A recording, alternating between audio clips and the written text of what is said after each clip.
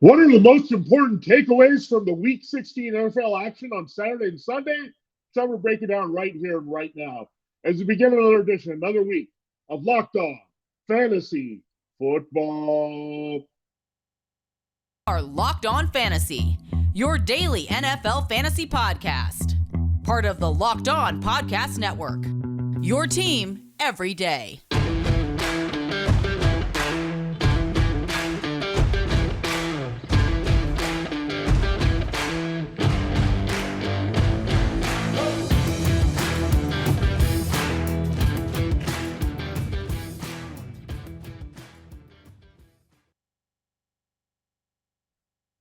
Greetings, everyone, and welcome to another edition of the Locked On Fantasy Football Podcast. As usual, I'm your host, Vinnie Iyer, and I'm not doing this. I'm writing about NFL and fantasy football for sportingnews.com. We did have a lot of interesting results from the weekend, some big performances at the running back and tight end especially, and then some disappointments, especially at quarterback and wide receiver. So we're going to break down all the takeaways. We're going to take the good, bad, ugly. We're also going to look at the injury updates that you need to know here on the start of week 17. We still have one more game to go here, the Chargers and Colts. So a lot of fantasy football outcomes still in the balance with a lot of good players in the mix, especially on the Chargers side here with Justin Herbert, Austin Eckler, Keenan Allen, Mike Williams, and the like. And maybe you're looking to get somebody out of the Colts with Michael Pittman Jr. and the running back Zach Moss and Deion Jackson tonight. So still probably some to be decided here, but hopefully you won and you've advanced here into your championship game in your seasonal leagues, or you just smashed in DFS. Either way, we're happy for you. And if you lost again, we will try to figure out what went wrong here on the downside of things here in week number 16. So we'll do that all on the show. Thanks for making Locked On Fantasy Football your first listen today. We're free and available to you on all platforms. Hope you had a very happy holiday, Christmas Eve, Christmas Day weekend. That was your exciting action of NFL football. Hopefully it all went well in fantasy, but let's start on the positive note here. That's a good way to go. So we'll first look at the good stuff that we saw from the quarterbacks and running backs. Our next segment, we'll keep it happy there with our wide receivers and tight ends, and close with the disappointments and the injury updates. Not a lot of injuries this week, so that's a good thing as we go into the final week of the fantasy football regular and season and playoffs here.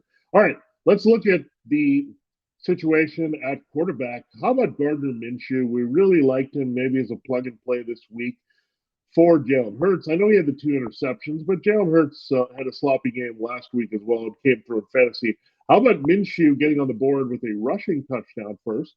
He also puts up 2 through the air, both to Davante Smith, 355 yards. The return to Texas to put up those numbers for Minshew. So he looked comfortable in that offense for sure. The mistakes were a little bit sloppy, but overall the pass protection, as we expected, was going to be pristine.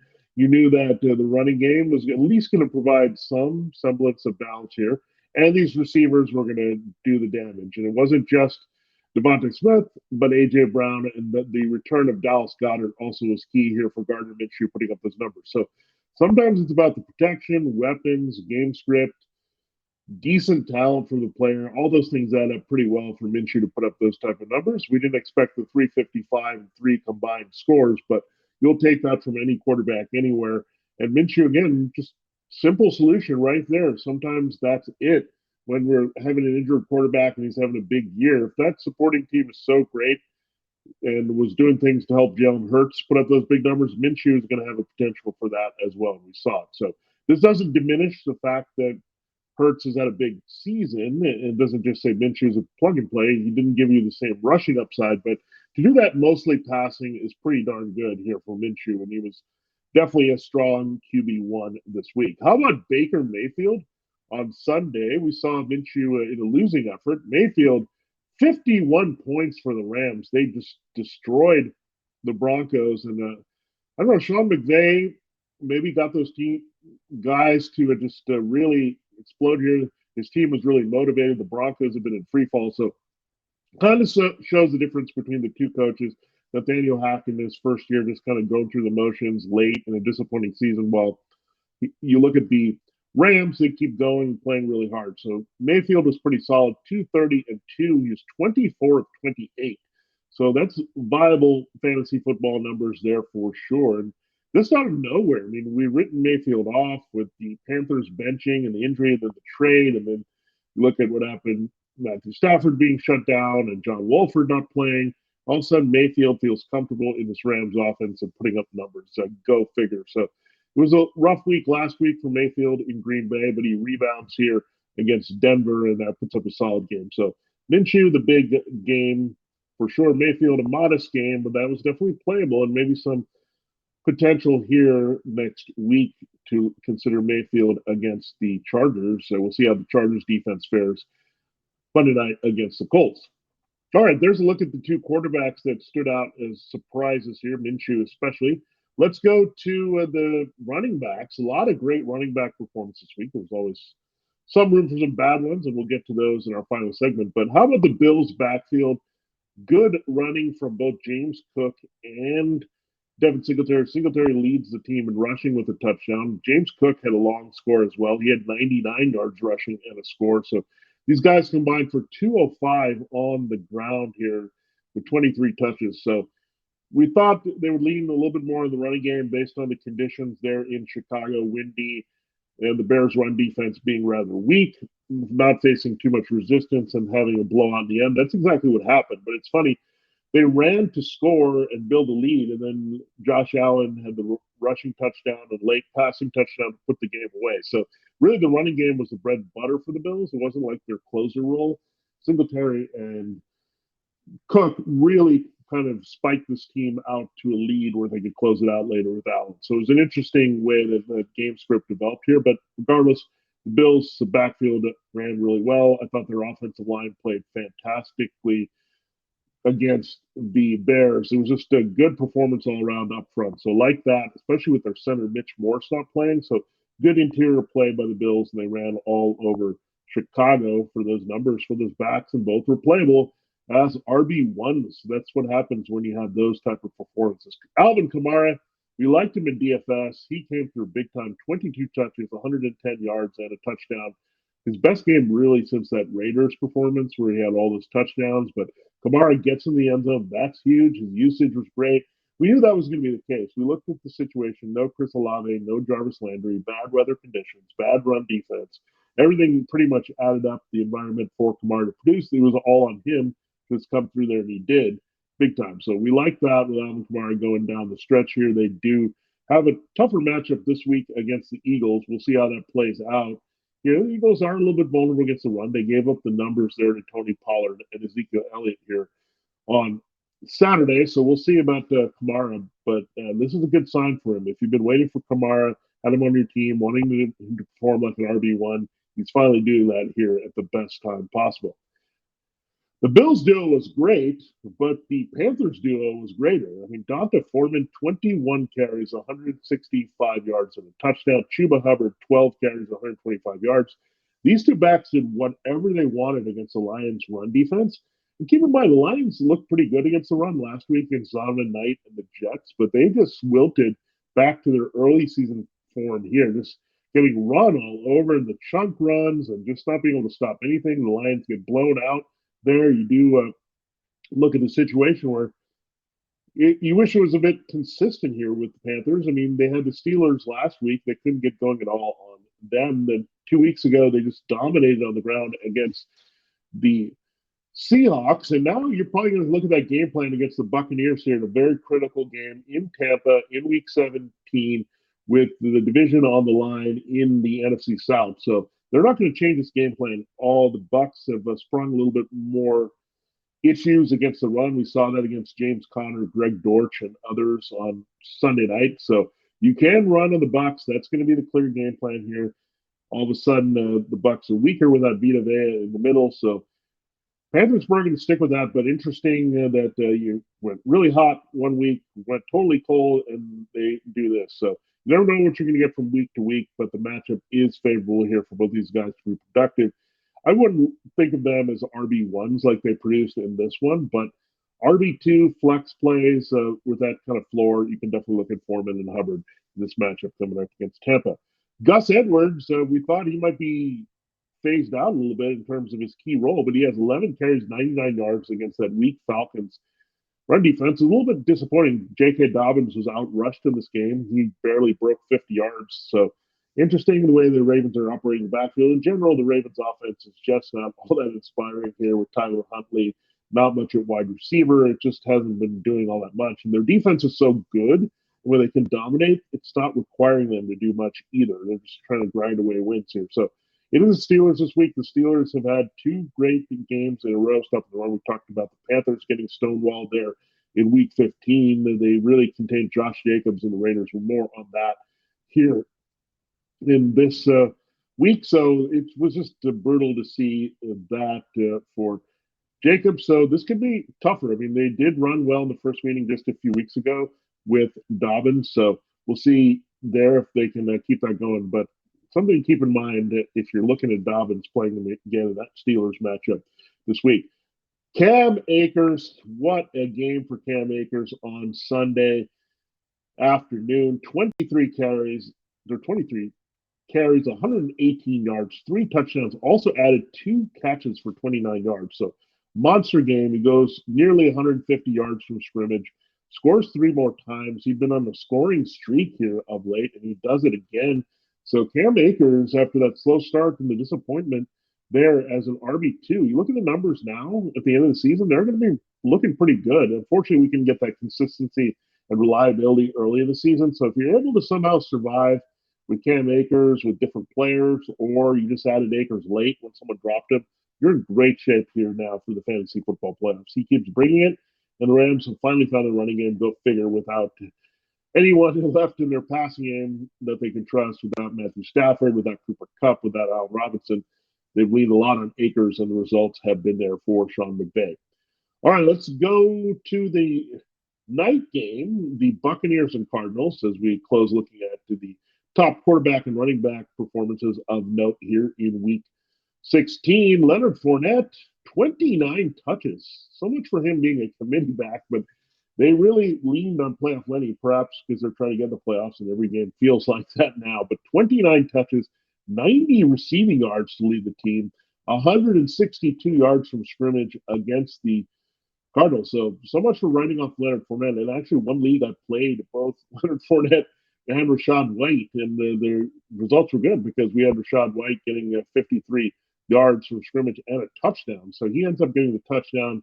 Fournette gets a big yardage day with the big receptions as part of it. So Cardinals' run defense was pretty good just a few weeks ago, but that Patriots game kind of exposed it, and it's really been downhill of late. They also gave up a big game to Latavius Murray last week. So Fournette and White were going to be the game plan if they started a little bit more. Tom Brady and the wide receivers, that's what happened, and they came through here. And the Panthers, you can run on them. We know that.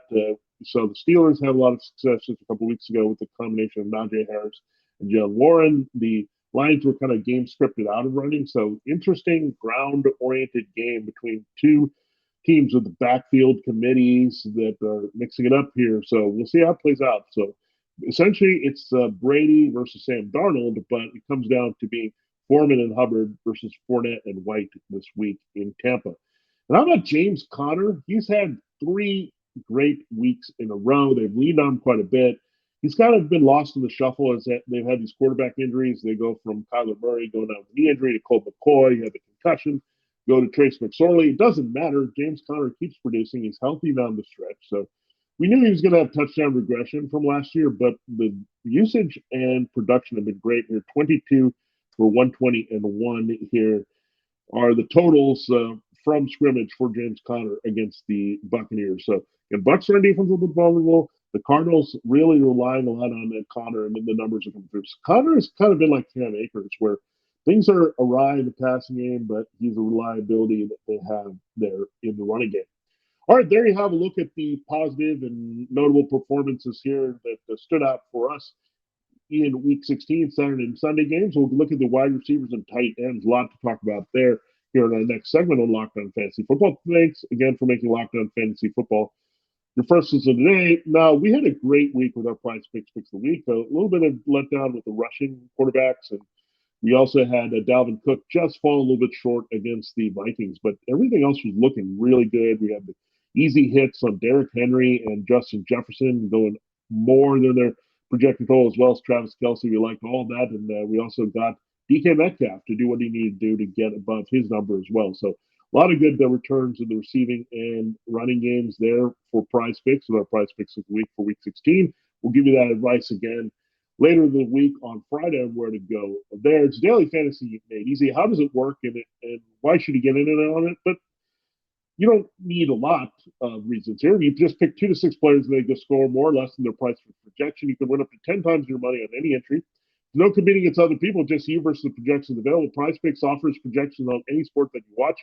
That includes NFL and the in-season excitement of NBA and NHL. We do have college sports as well. College basketball, college football bowl season is here. They'll cover other sports as well when you're getting to them, WNBA, NASCAR included. So many ways to play here with PrizePicks, and NFL is our way to play it. Here, entries can be made in 60 seconds or less. It's that easy. Safe and fast withdrawals is what you can expect from PrizePicks, currently operational in more than 30 states and Canada. Download the PrizePicks app or go to PrizePicks.com to sign up to play daily fantasy sports. Get on the fun with us.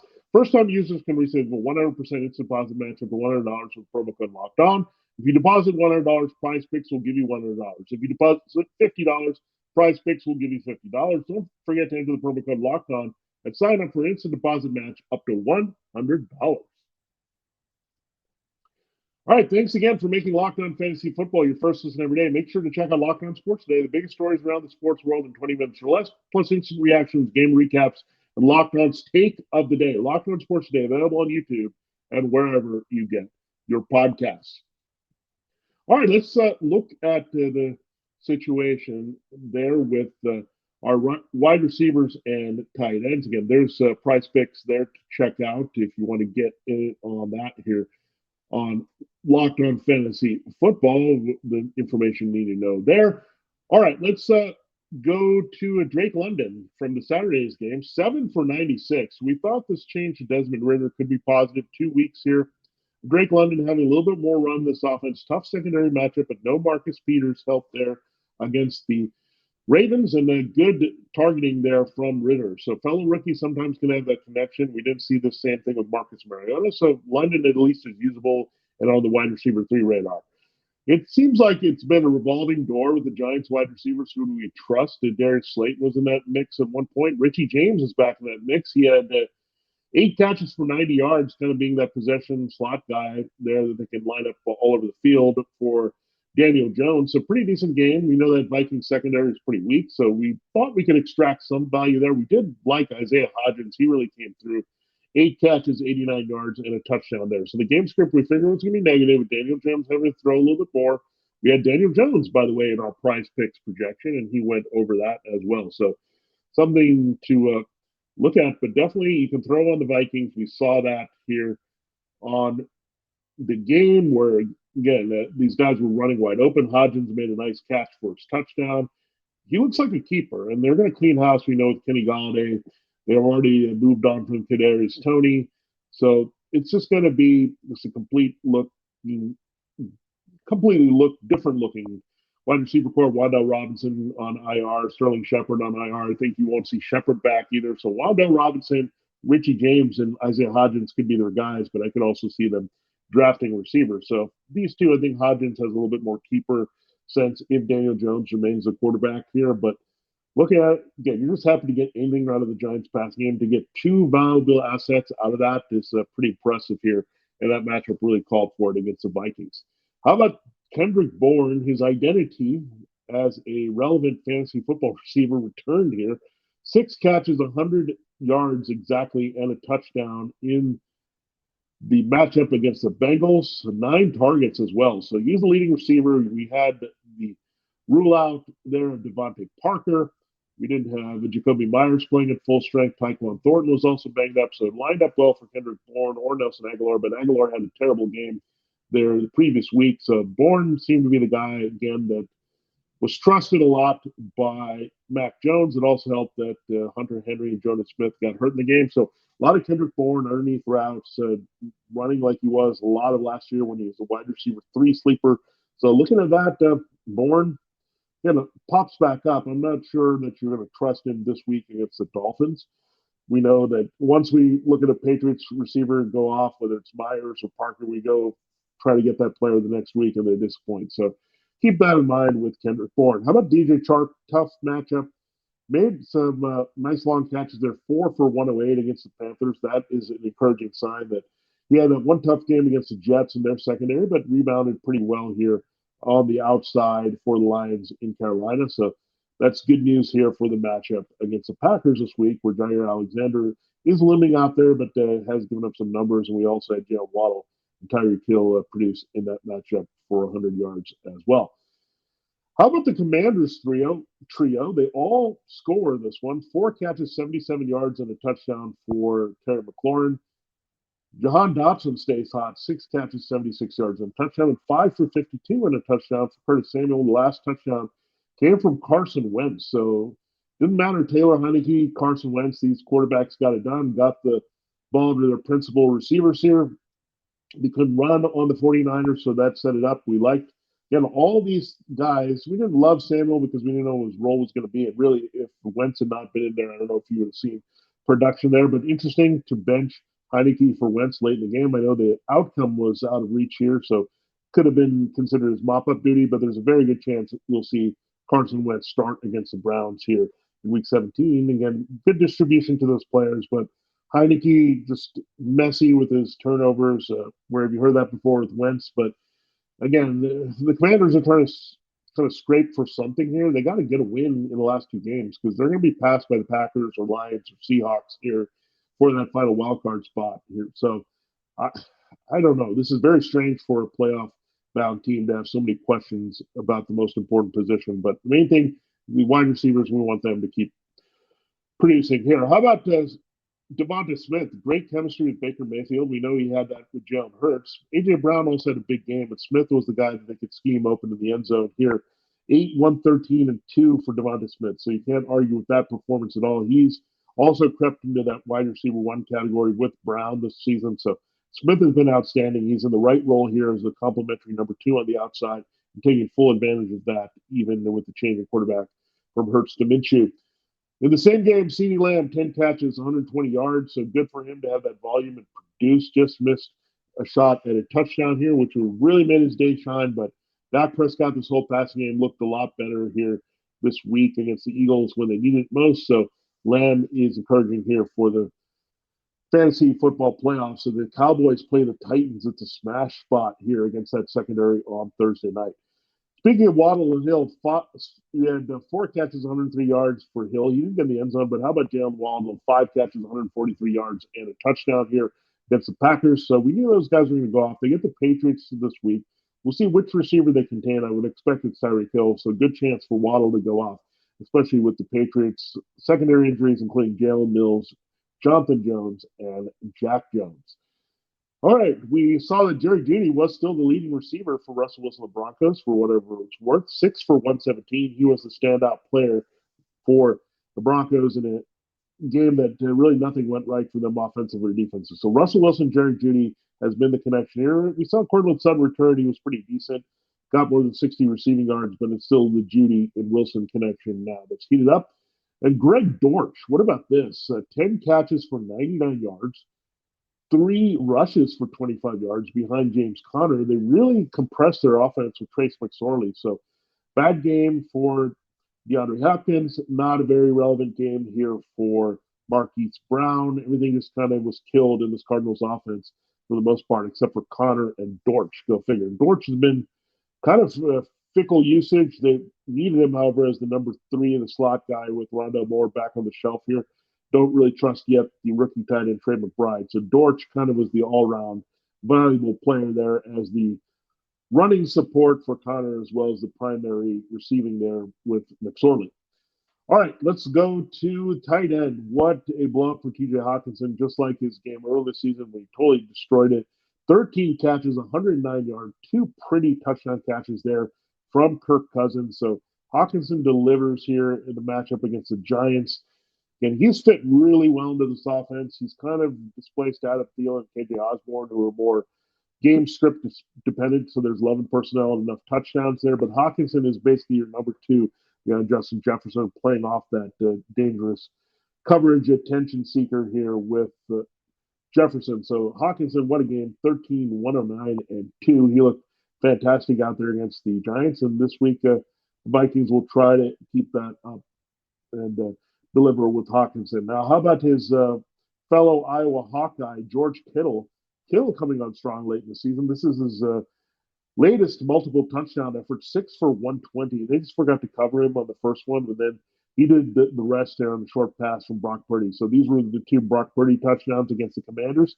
The Commanders actually have been pretty good against the tight end, but Kittle is a different animal. He's more like a hybrid wide receiver with his athleticism. He just is a freight train after the catch, and we saw that. So George Kittle coming up strong here down the stretch for reality and fantasy, given the injuries to Deebo Samuel and Jimmy Garoppolo. He's still getting it done with the rookie quarterback here playing off Brandon Ayuk, Juwan Jennings, and Christian McCaffrey. Pat Freiermuth put up a 0 last week playing through the foot injury against the Panthers. He leads the Steelers in receiving. Not a coincidence based on the fact that Kenny Pickett returned and the security blanket and connection that he feels with Freiermuth. The decent days for Deontay Johnson and George Pickens, who scored, but Freiermuth came back into the tight end one conversation, especially in PPR, with that 7 for 66 performance there. So Pickett is good for Freiermuth and Pickens, as we saw.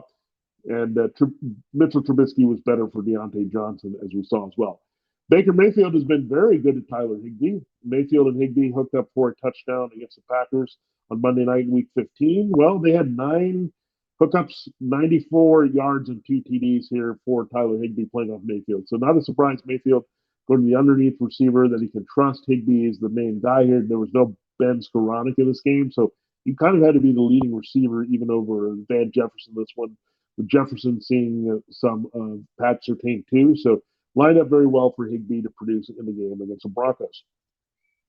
So there you have it. There's a look at the standout performances there at wide receiver and tight end. We'll close looking all around the positions at the disappointing players, most disappointing players here from Week 16, the action on Saturday and Sunday. We will close with that, and then we'll look at the injury updates. And fortunately, we avoided major fantasy calamities there, and we're happy about that. You're hanging out with some friends and putting back a few drinks. A few becomes a few too many. As the evening comes to an end, people start to head out. You think of calling for a ride. Nah, you already live nearby. You can make it home okay. It's no big deal. What are the chances or odds that you'll get pulled over anyway? Even so, what's the worst that could happen? Your insurance goes up, you lose your license, you lose your job, you total your car, you kill someone? Everyone knows about the risks of driving drunk. The results are tragic and often deadly. However, that still doesn't stop everyone from getting behind the wheel while under the influence. That's why police officers are out there right now looking for impaired drivers on our roads to save lives. So if you think you're okay to drive after a few drinks, think again. Play it safe and plan ahead to get a ride. It only takes one mistake to change your life or someone else's forever. Drive sober or get pulled over. This message brought to you by the NHTSA, the National Highway Traffic Safety Administration. All right, it is time to close the show here on Locked On Fantasy Football, looking at the disappointing performances and the injury you need to know coming out of the Week 16 weekend games. Deshaun Watson, he did get a rushing touchdown, but only 135 yards passing in those tough conditions in Cleveland, and an interception. So very disappointing end here for Watson the last few weeks. If you were trying to get his upside, he just isn't the same with the new Browns offense. So again, we had to wait and see. Hopefully when he's fully ready to go next year, come week 1, he'll be that fantasy football asset we knew at quarterback before all the ugliness happened here in Houston. Justin Fields was very disappointing, 119 yards passing, which was really disappointing in a game where it was a little bit back and forth. He had an interception, only 11 yards rushing. So credit Matt Milano, the Bills linebackers, Sean McDermott, Leslie Frazier. They contained Justin Fields. Not great for fantasy, however. So we expected him to run a lot, take off and run. But what happened is the game stayed pretty close. The Bears stayed with a traditional running game with Dave Montgomery, and they couldn't really just get into that full passing mode. He also didn't have Chase Claypool or Equinemius St. Brown. So you were down to Dante Pettis, who caught the touchdown early. Valence Jones, the rookie. So not a lot of firepower in the passing game for Fields.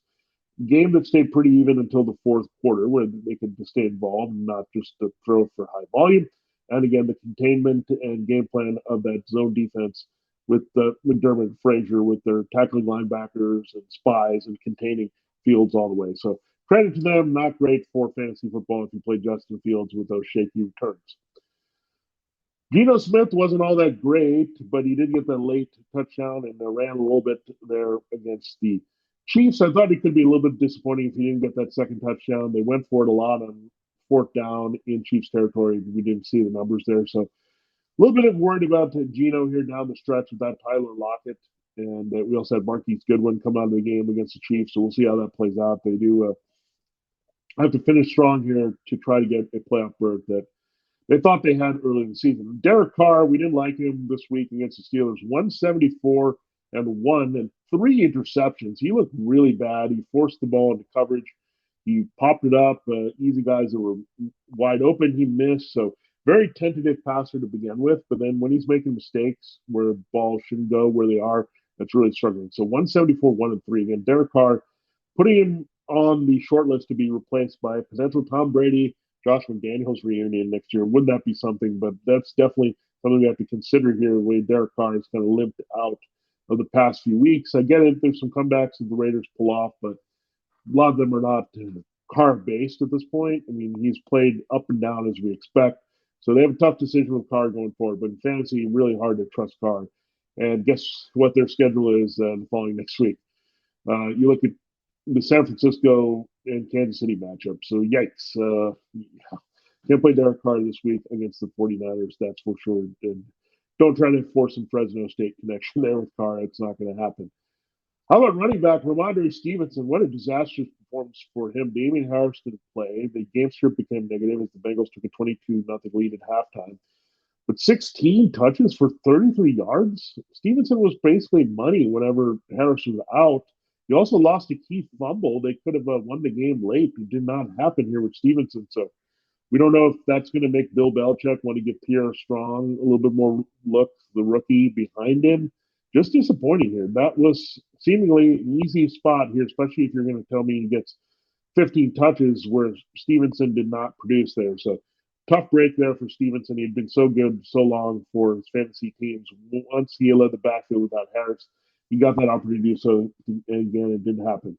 So we saw the duo Foreman and Hubbard go off. I thought Swift and Williams in that same game, DeAndre Swift, Jamal Williams would deliver for the Lions with the positive game script themselves. It didn't happen. 7 touches for 25 yards for Swift, 10 for 14 for Williams. So pretty brutal. Hard to trust that Lions committee approach if they're not playing ahead for sure. And that's what we saw come to fruition here in the red zone. They went to Shane Zylstra 3 times to score touchdowns. So Williams didn't even get an opportunity to punch it in that way.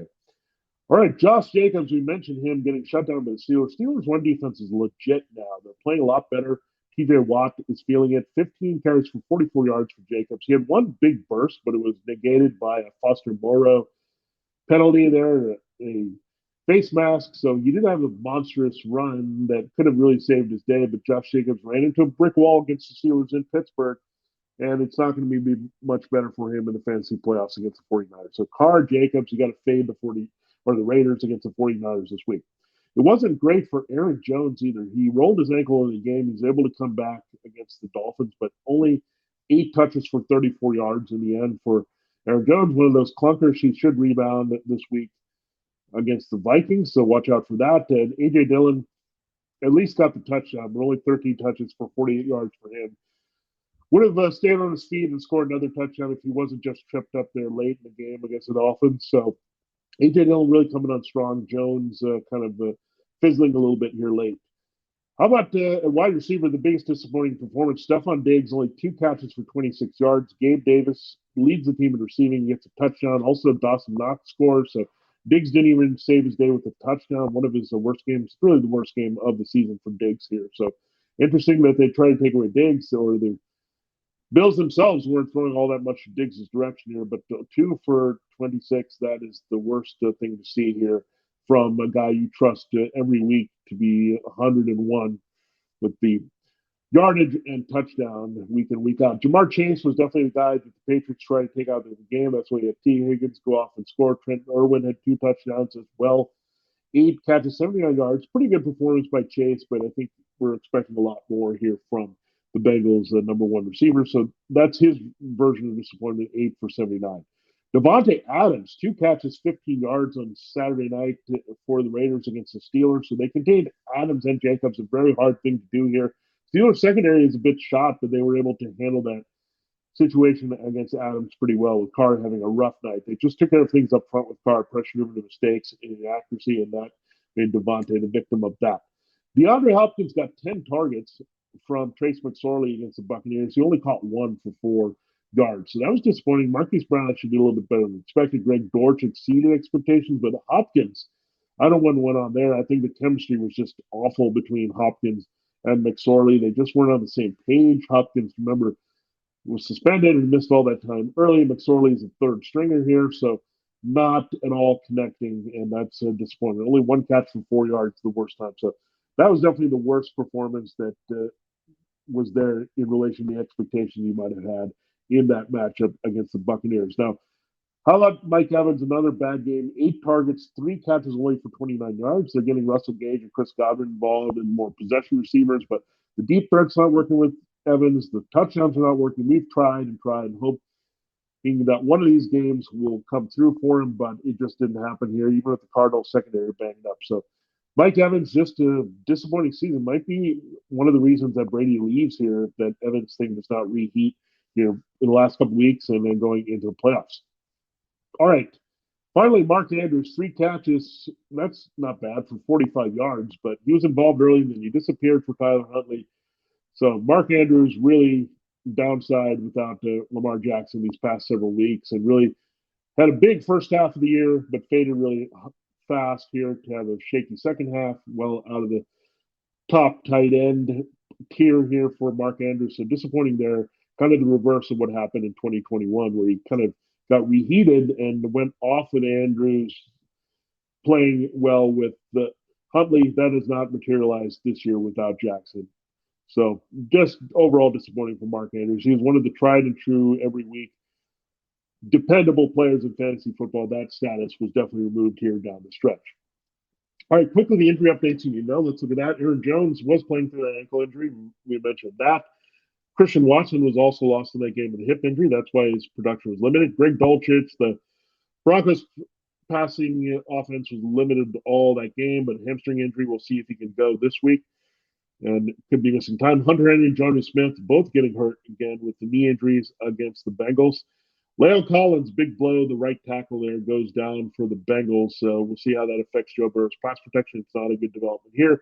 Abraham Lucas also hurt the pass protection on the right side for the Seahawks going down. So not a lot there in terms of injury issues. Really, we're looking at the Packers. Jones and Watson. Jones should be okay here to play against the Vikings. So Watson, we'll see about that. Hip injury is a little bit more questionable. Greg Dulcich, just be prepared to be without him this week as well. So not a lot of injury updates. We could tack them on to the end of the show. That's what we did here on Locked on Fantasy Football. So at least there was that good news, but unfortunately, a lot of bad performance we had to talk about, as well as the great performances this week that really helped you in the fantasy football playoffs. We'll have more help for you in the fantasy football playoffs tomorrow with our Pickup Tuesday, our waiver wire show. Thanks for making Locked on Fantasy Football your first listen today.